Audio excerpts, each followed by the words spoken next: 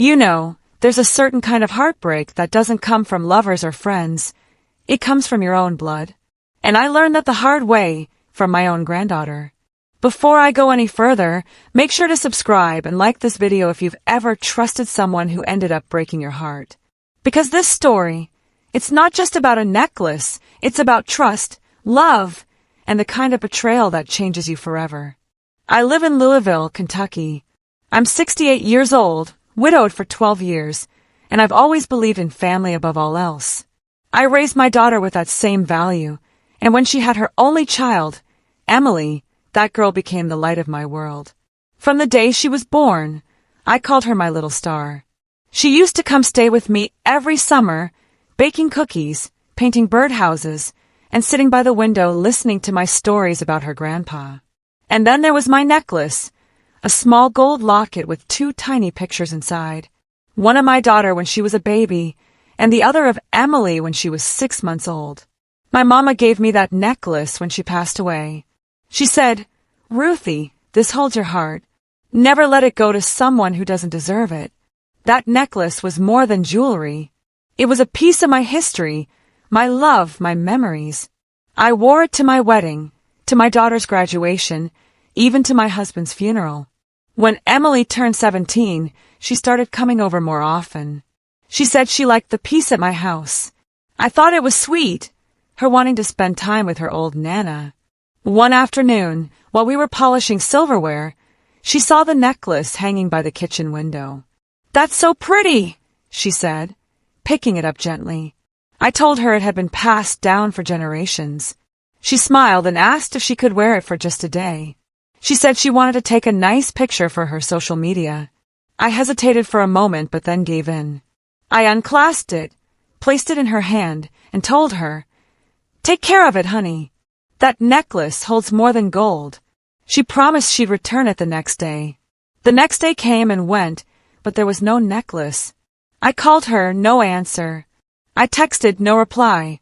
3 days later, she finally came by, acting jumpy and nervous. When I asked about the necklace, she looked down and said, "I lost it, Nana. I'm so sorry. It must have fallen off." Something in my gut told me she was lying. Her voice shook in all the wrong places. Still, I smiled and said, "It's okay, sweetheart. Accidents happen." But as she turned to leave, I noticed a folded paper sticking out of her purse. It looked like a pawn shop receipt. My heart went cold. I didn't say anything that day, but I couldn't stop thinking about it. Every time I passed that empty hook by the window, I felt something break inside me. A week later, my neighbor Loretta called. She said she'd been downtown near Jefferson Street and saw Emily walking out of Louisville Gold and Pawn wearing that pink hoodie I bought her for Christmas. My heart sank. I knew then what I didn't want to believe. My granddaughter had pawned my necklace. The one thing I told her held my heart. I waited until Sunday dinner to bring it up. Emily came with her mom, laughing like nothing had happened. We ate, talked, and for a moment, I almost forgot. But as she reached for another biscuit, I asked, "Emily, honey, you still can't find my necklace?" Her fork froze midair. "No, Nana," she said quickly. "It must have fallen somewhere." I looked her straight in the eye and said, "Funny thing. Someone found a necklace, just like mine at the Jefferson Street pawn shop. The man remembered who sold it, said she was about 17, blonde, and looked a bit nervous." Emily's face turned pale. My daughter stared at her in shock. Emily's eyes filled with tears. "Nana, I just needed the money for something," she whispered. I asked, "For what, sweetheart?" And that's when she said it. "For concert tickets. Taylor Swift." I didn't think you'd understand. I felt the air leave my chest. My locket, my mother's locket, gone for concert tickets. She started crying, saying she was sorry that she'd buy it back. But the damage was done. It wasn't about the gold or the pictures inside. It was about trust. That night I didn't sleep. She came into my life like a bright light, and I'd let that light blind me. I wanted to believe she was still the little girl who used to braid my hair and call me Queen Nana. But she wasn't. Not anymore. Still, I stayed quiet. Because when you've lived as long as I have, You learn that sometimes silence is the loudest kind of revenge. But then she did something worse. She told her mother that I was confused, told her friends that I'd made it up, said I was losing my memory. Imagine that, your own granddaughter turning your pain into gossip. But I may be old, not foolish. Because what Emily didn't know was that I still had friends in places she wouldn't think to look. And that pawn shop? It had cameras. After that Sunday dinner, I tried to go on with my week like nothing had happened. But you know how it is when something's eating at you. You can bake, clean, garden, do everything under the sun, but that thought just sits there in the back of your mind like a splinter you can't pull out. I kept thinking about that pawn shop, Louisville Gold and Pawn, right there on Jefferson Street. I'd driven past it 100 times over the years, usually shaking my head at the folks lined up outside trying to trade their memories for a few dollars. Never once did I think someone in my own family would end up doing the same. By Thursday morning, I couldn't take it anymore. I put on my coat, grabbed my purse, and drove downtown. The shop looked the same as always, dusty windows, cheap neon sign flickering, and a bell that jingled like it hadn't been cleaned since the 80s. The man behind the counter looked up and smiled. "Morning, ma'am. Can I help you?" I told him I was looking for a necklace. "A gold locket," I said. "Round, with little hearts engraved on the edges. My daughter may have sold it by mistake." He frowned and went to check the back. While I waited, I felt my palms sweating. I was praying it wasn't true, that maybe this was just some awful misunderstanding. But deep down, I already knew. When he came back out, he was holding a small velvet tray. And there it was, my necklace, my mama's locket, the one I'd worn for nearly 40 years. I felt my knees weaken.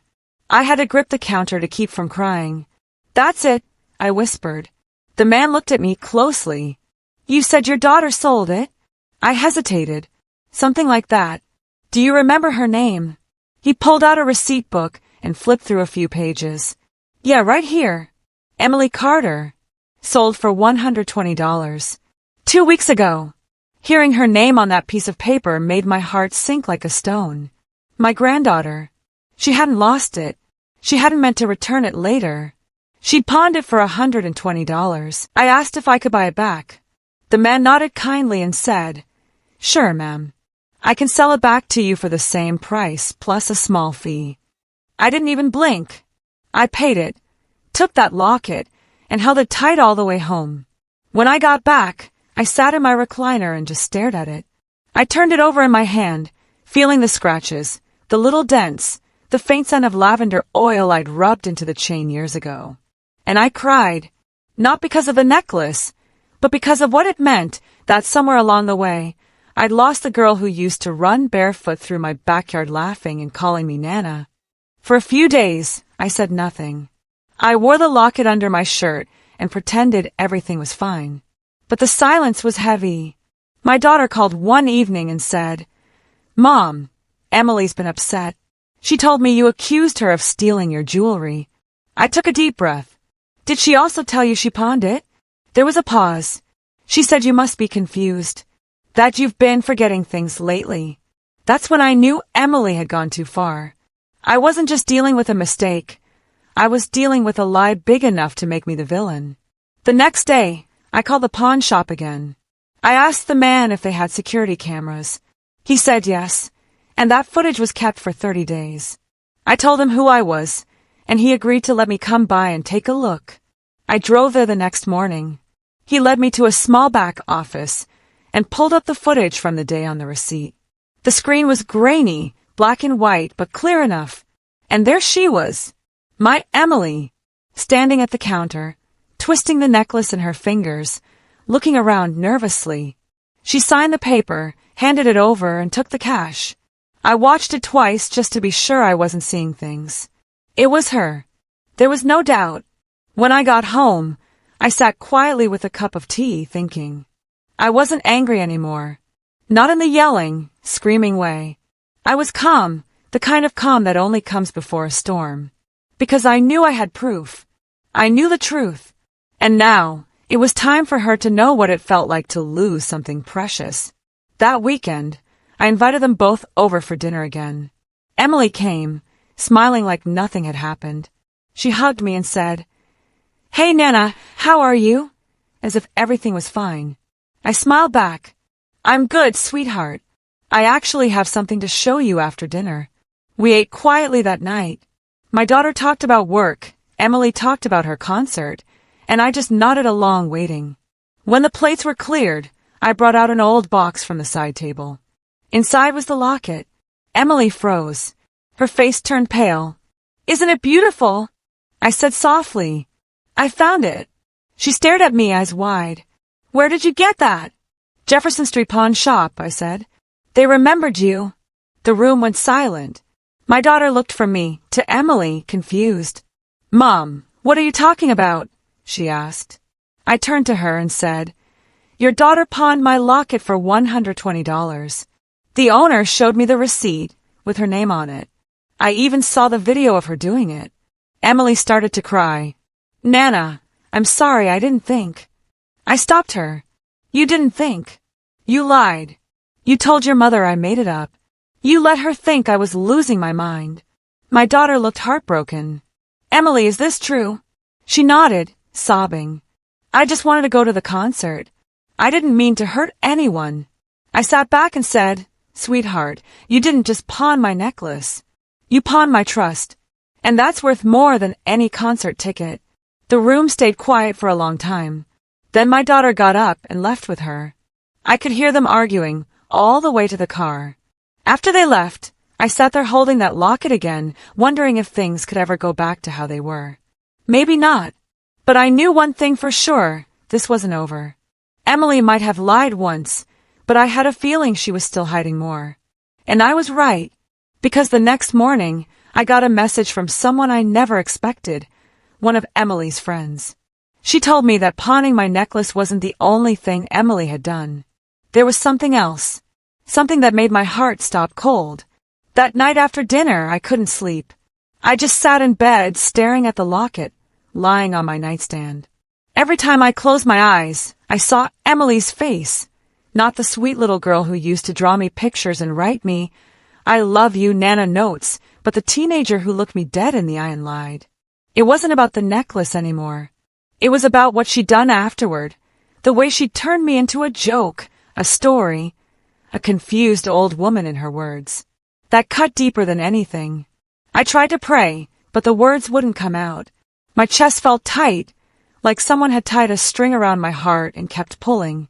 I walked into the kitchen and made myself some tea, but even the warmth didn't help. All I could think about was my mama's voice the day she gave me that locket. "Ruthie, this holds your heart. Never let it go to someone who doesn't deserve it." And I realized I hadn't just let it go, I'd handed it over willingly. I felt foolish. I'd spent years teaching Emily about honesty, kindness, family, and here she was sneaking around, pawning memories, and lying to cover her tracks.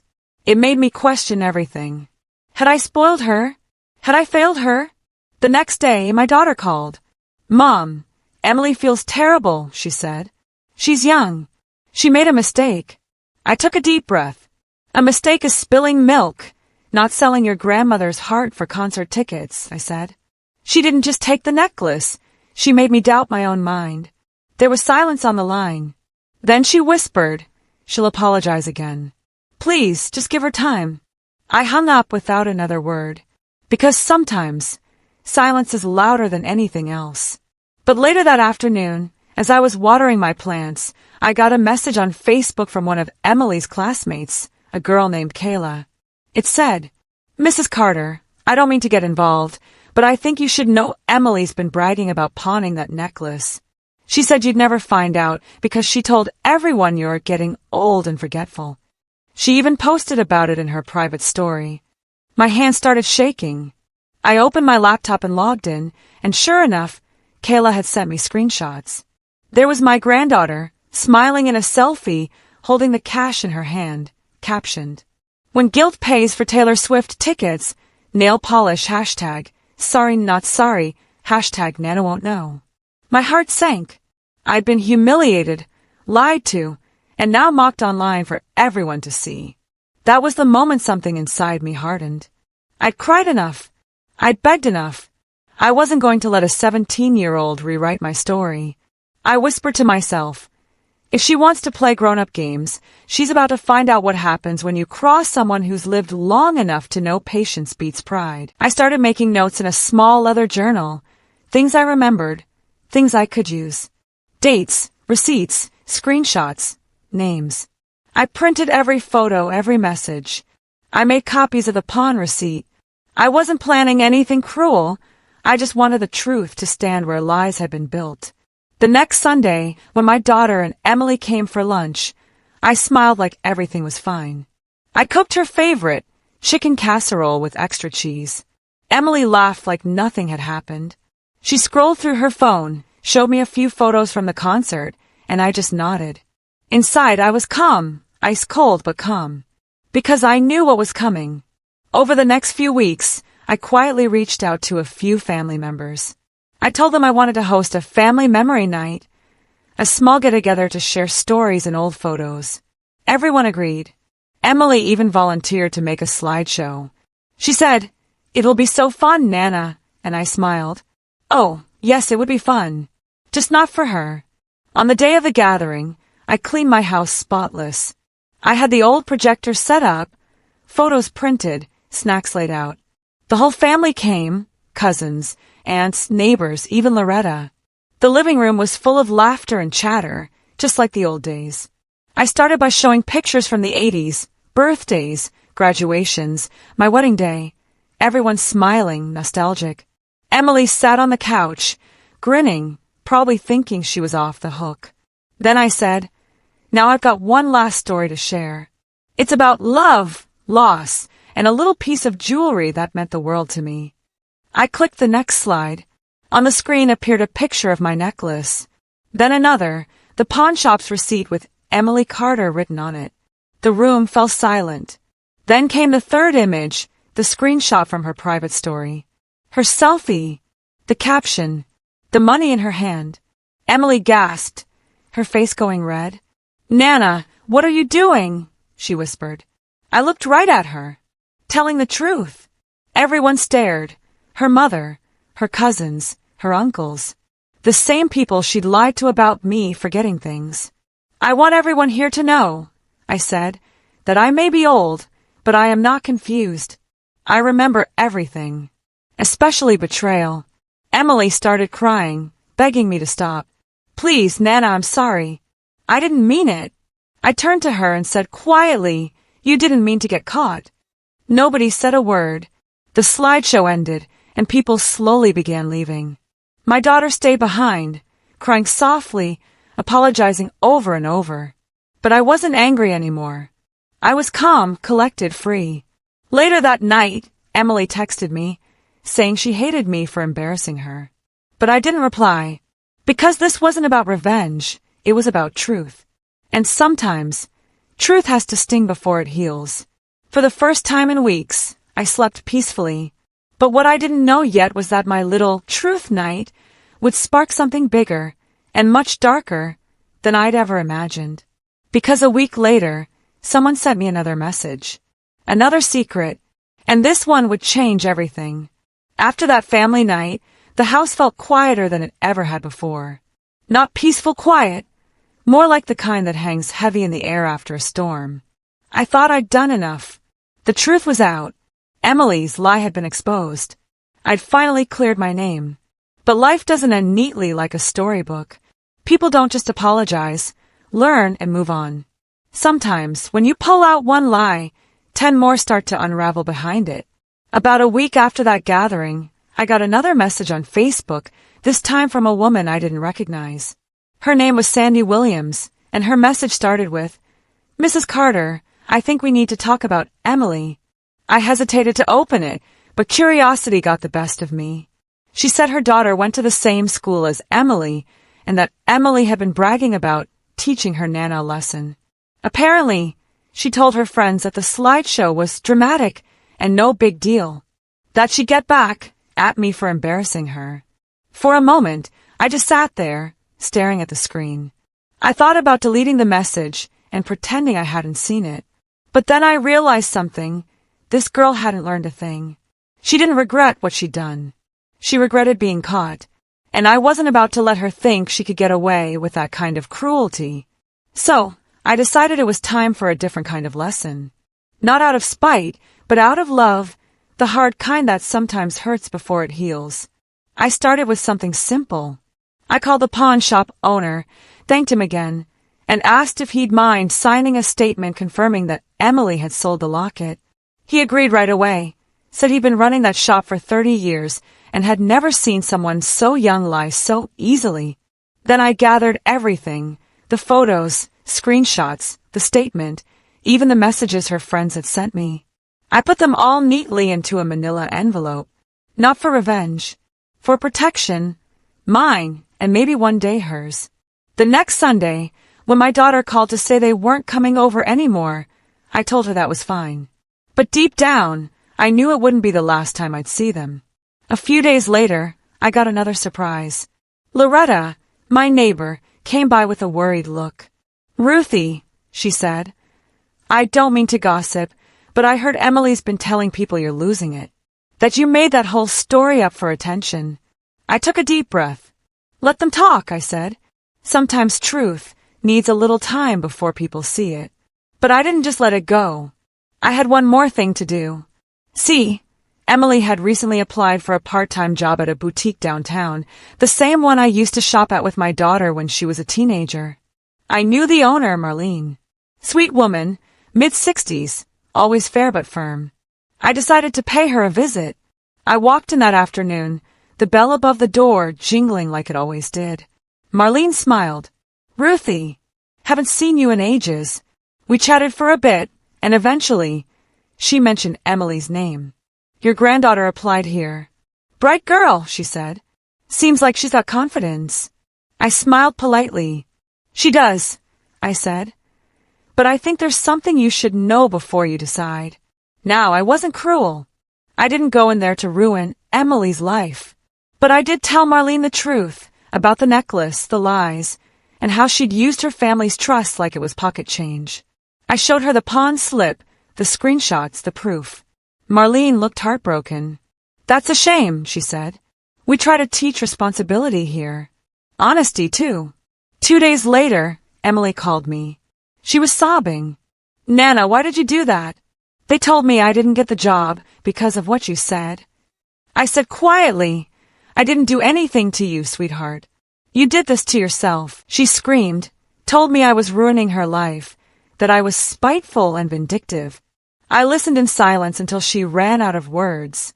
Then I said, "No, Emily. I'm teaching you something no one else will, that choices have consequences. You can't lie your way through life and expect people to keep forgiving you." She hung up, and for a while, I didn't hear from her again. Weeks passed. The leaves started to change. I found myself missing her sometimes. The little version of her, the one with the toothy grin and scraped knees, not the one who'd grown so proud and careless. Then one evening, there was a knock on my door. When I opened it, Emily was standing there.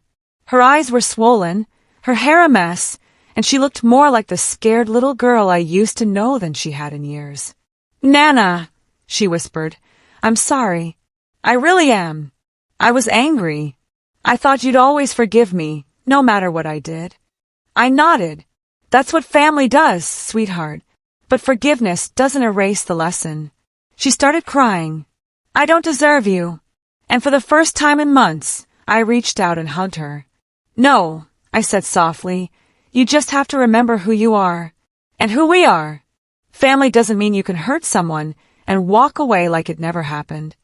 We sat in the living room for a long time that night, talking, crying, even laughing a little. She told me she'd been embarrassed, that she didn't know how to face me after everything. I told her she didn't have to be perfect, she just had to be honest. Before she left, I handed her a small box. Inside was the locket. She looked shocked. "You're giving it back." I smiled. "Not yet. One day, maybe. When you've learned what it means to carry someone's heart around your neck." She nodded, tears falling down her cheeks. "I will, Nana. I promise." When she walked out that door, I felt lighter. Maybe the revenge wasn't in humiliating her. Maybe it was in forcing her to grow up, to see herself the way the world does. But a month later, I got one final twist, a letter in the mail. It was from the pawn shop owner. Inside was a check. Refund for overcharge, it said, along with a short note. Thank you for teaching me about grace. Your granddaughter came by. She apologized and paid back the $120. I smiled and folded the note into my journal. Maybe, just maybe, she'd learned something after all. It's funny how time softens even the sharpest edges. Months passed after that last letter, and the house slowly returned to its quiet rhythm. The hum of the old refrigerator, the clock ticking on the wall, the creak of my porch swing in the evening breeze. For a while, I'd wake up expecting another call, another apology, another storm. But instead, I got peace. And let me tell you, after a lifetime of noise, peace feels like a luxury money can't buy. Emily started visiting again. Not every week, but often enough. She'd bring me flowers sometimes, or a slice of pie she'd baked. I could tell she was trying, in her own quiet way, to earn back the trust she'd thrown away. One Sunday, she came over with her hair pulled back, wearing that shy little smile that reminded me of the child she used to be. She said, "Nana, I got a new job at the library downtown. I thought you'd be proud." And I was, not because she had a job, but because she'd found humility. That library wasn't glamorous or high-paying, but it was honest work. She'd gone back to basics, to the kind of life that builds character instead of ego. We had tea that afternoon, and for the first time in a long time, I looked at her without anger. I saw growth. I saw a young woman who'd been through her own storm and come out softer, wiser. When she left, she hugged me tight and whispered, "Thank you, Nana, for not giving up on me, even when I didn't deserve it." I smiled and said, "That's what love is, sweetheart. It's not always pretty, but it's patient." After she drove away, I sat on the porch and looked at the sky. The sun was setting in that deep Kentucky orange, the same color as my mama's front porch back when I was a little girl. And for the first time since this whole mess began, I felt like everything had come full circle. The necklace stayed with me. I didn't wear it much anymore, not because it didn't mean anything, but because it meant too much. Sometimes I'd take it out, polish it, and think about the stories it carried, not just of love, but of forgiveness, loss, and second chances. You see, the real lesson wasn't about jewelry or money. It was about memory. When someone betrays you, it's easy to let bitterness take root. But holding on to hate doesn't heal you. It just keeps the wound open. Emily hurt me. There's no denying that. But if I'd let that hurt define me, it would have stolen more years than she ever could. And here's the truth I want anyone listening to remember. Sometimes, the sweetest revenge isn't payback. It's peace. Because when you finally let go of anger, that's when karma does its quiet work. Last month, Emily gave me something unexpected, a small box wrapped in gold paper. Inside was a new locket engraved with 2 words, "For Nana." I opened it, and inside were tiny photos, one of her as a baby and one of us together from last Christmas. She said softly, "This one's just for us. No lies, no secrets." I laughed, tears in my eyes, and told her, "Then that's the most valuable one of all." Now, I tell this story not for pity, but as a reminder. Family will hurt you sometimes, even the ones you love most. But it's what you do after the hurt that defines you. So if you're listening to this and someone's betrayed your trust, don't rush to revenge. Breathe. Step back. Let time do its work. And when the moment comes, choose truth over anger. Because truth lasts longer than any grudge ever could. And maybe, just maybe, one day they'll come back. Not the same, but better. Just like my Emily did. What would you do if someone you love betrayed you like that? Would you forgive them, or let karma handle it? Backhand index pointing, right? If this story touched your heart, hit that like button, subscribe for more true-to-life stories, and share your own family lesson down below in the comments. Because sometimes, the stories we share are the ones that heal us most.